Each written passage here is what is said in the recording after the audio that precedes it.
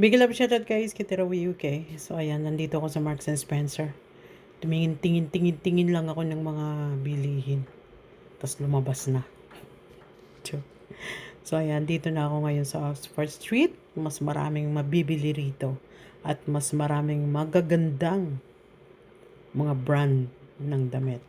Ng sapatos, ng lahat. So ayan. Nandito pa rin ako sa loob ng Marks and Spencer guys. Tumitingin ako ng mga kung ano pwedeng mabili. Ay, ang mga damit talaga ngayon guys, sobrang ang lalaki. Yan yung tinitingnan ko, yung ano na yun, super mahal. Parang kimono lang, ayun. Super mahal siya. Silk, ang kanyang tela. Maganda. Kaya lang hindi kaya ang presyo.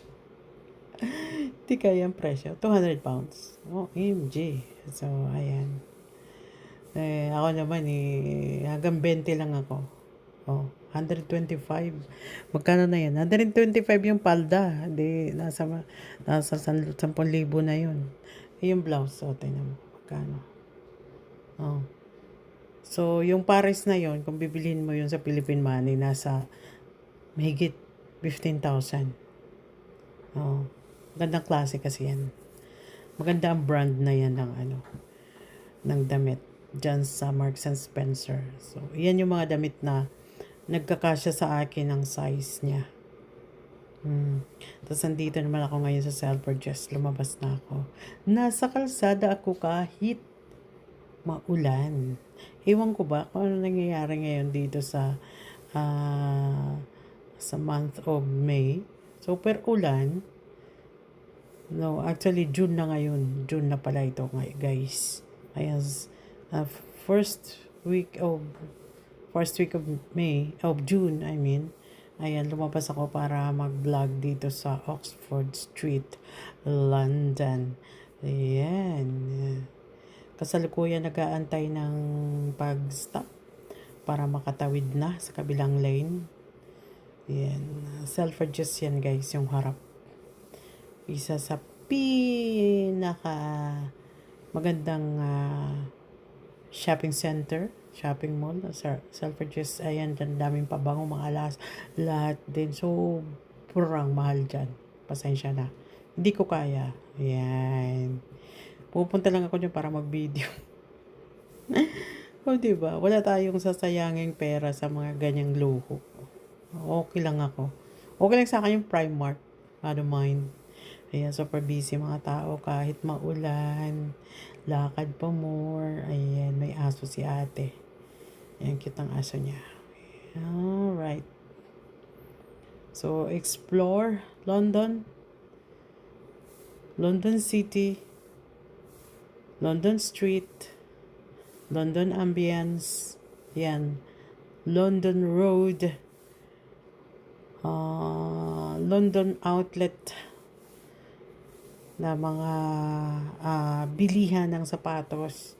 Kahit na lahat ng brand dito meron. Nike, Adidas, Champ, ano pa ba? Basta name it. Name it. Ito naman yung pedicab ng London. Ayan. Isa rin yan sa super mahal. Magkano isang oras dyan? 25 per hour yata. O, diba?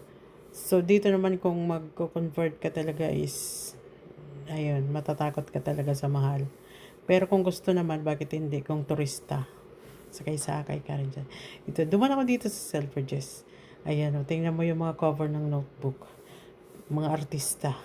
O, diba? Binalik niya yung 70s and 90s na ganun dati nung nag-aaral pa ako ng high school, mula elementary. Ang cover ng mga notebooks namin ay mga artista. Ayan, kaya nakikilala namin yung mga artista kahit nandun kami sa probinsya. Ito naman yung mga display nila, mga toys na mga sports car. Yung mga vintage na car dyan sa wall ng Selfridges. So, ayan na nga. Maulan talaga. Sige lang. Lakad po more, Kitirawi. Ayan, nakakatuwa naman sila, oh, 'di ba? Maulan, umaraw, ang Oxford ay super daming tao. So, dinadayo talaga yung lugar na yan. Super busy. Kaya mabenta diyan ang mga mga tindahan. Ayun. Napasok ako naman diyan sa mga na 'yan. Napasok ako diyan sa mga tindahan na 'yan kung ang pakay ko is mamili. Pero ngayon, hindi tayo mamimili. Tayo ay maglalakad lang. Walking tour at Oxford Street papunta doon sa Regent Street. Nilakad ko lang po yan, guys. Sige lang, lakad pa more. Ayan. Kasi maganda naman ang tanawin, kaya walang problema, maglakad-lakad na lang. Lalo na kapag kasama talaga. So, ito naman yung, yung weather na gusto ko. Hindi siya mainit, hindi siya malamig. Kahit nag-uulan yan, hindi siya gaanong mainit. Hindi siya gaanong malamig. Parang sa Pilipinas. Alam niyo dyan sa atin, sa Pilipinas, di ba kahit na ulan, pero hindi malamig. Kasi dito, summer. Pero kung winter yan na umuulan, hindi kakayanin yung nakaganyan-ganyan lang dyan ng mga damit na yan. Kailangan talaga naka-winter outfit talaga. Winter clothes, winter jacket. Hindi pa pwede yung mga maninipis-nipis na yan, pa t-shirt dyan at maninipis na mga jacket. Pag uwi mo niyan, kinabagan ka na at sumakit na ang iyong likod. Ayan, magkaubo, sipon ka pa. So, diba? Ito, parang Tiangge yan. Ayan, nadaan natin. Parang Tiangge yan siya. Diyan yung bilihan ng mga souvenir. Ayan. Mga Indians ang nandyan nagtitinda ng mga ganyan. Ayan, mga souvenir siya. So, ayan na ga. Kamusta ka naman? Kamusta kayo? Comments ka naman dyan kung saan nakarating aking video. Just give a comments. Sabi niya, where are you in the world sa nararating ng aking video? So, please do a comment. Write in a comments box. And then I will visit your channel wherever you are. Ayan. Please support, guys. Please support. Support my premiere. And andito na ako ngayon sa harap ng Disney Store. Ayan, pagpasok mo naman dyan sa Disney Store, super daming laruan.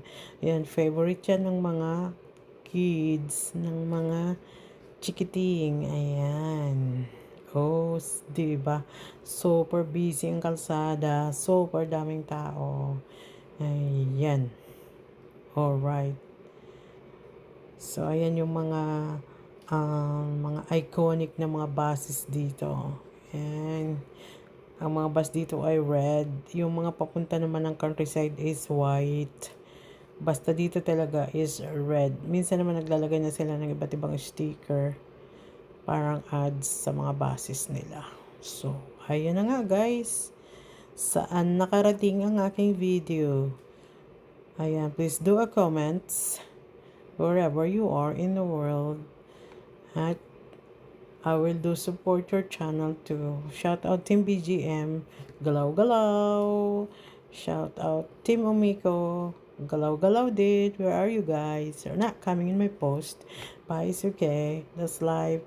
So sometimes I'm busy and I always busy. And this is only my part-time to share with you some of my activities here in London during my off day. So I go out every weekend to do filming for my premiere.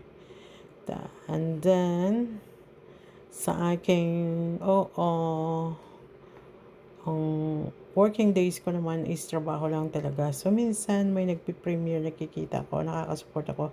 Pero kapag wala akong time, minsan naman kapag off day ko, ayan, nanonood ako na lang ng news at saka may mga pinapanood akong mga series. Yun na lang yung aking pangpalipas.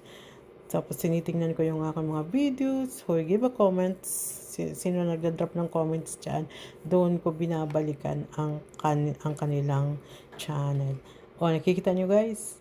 Nandito na ako sa Oxford Street.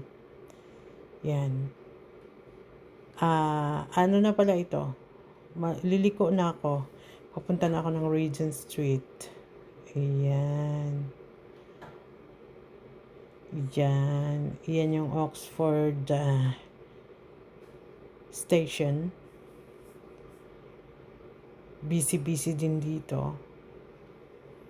Busy yan magkabilaan. Dito naman sa Regent Street ay diyan mo naman makikita yung mga branded na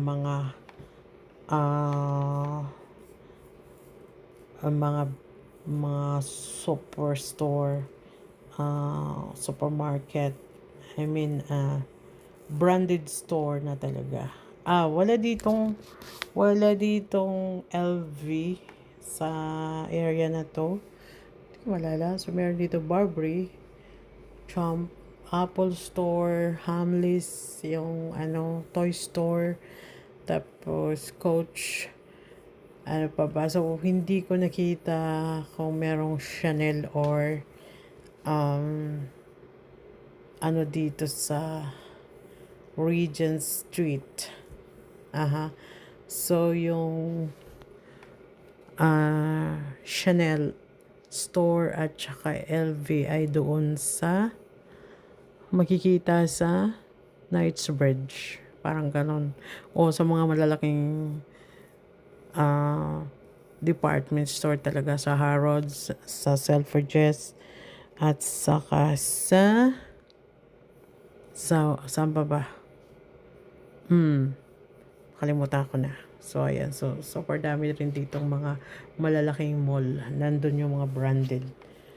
Anyway, di ko naman kailangan ng branded. Di ko pangarap na gumastos ng malaking pera para lang dyan sa mga branded na bags, damit, sapatos, kung ano-ano. Sorry. So, kung meron naman ako ng ganyang pera, so siguro i-invest ko sa bagay na hindi gamit. Yun. So, ayan na nga guys. Nakikita nyo naman kung gaano kaganda talaga ang London. Oh, yes, London. London City. So, nandito ako sa London City. So, ayan. Isa yan sa mga landmark na sikat, kilala sa buong mundo. Diba? So, ayan guys. Salamat sa support nyo guys. Na hindi kayo nakakalimot na sumuporta sa akin. Kahit ilan-ilan na tayo. So, okay lang yan.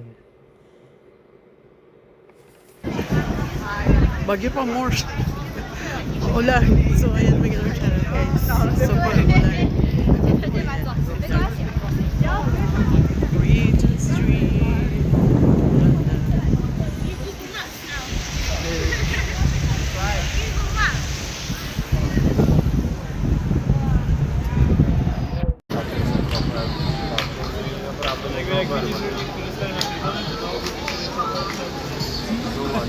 Niemcy też.